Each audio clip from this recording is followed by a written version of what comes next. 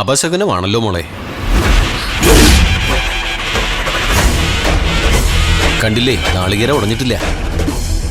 പരിഹാരം ഉണ്ടാവില്ല തിരുമേനി. മോൻ ഈ കുട്ടിയുടെ ഭർത്താവല്ലേ? ആ അതെ. ആ നാളികേര എടുത്തോളൂ.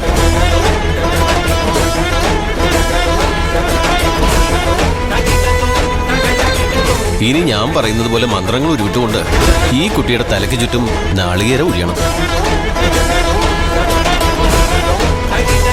ഓം ഗംഗണപതായ നമഃ. ഏകദന്തായ വിദ്മഹേ വക്രതുണ്ടായ ധീമഹി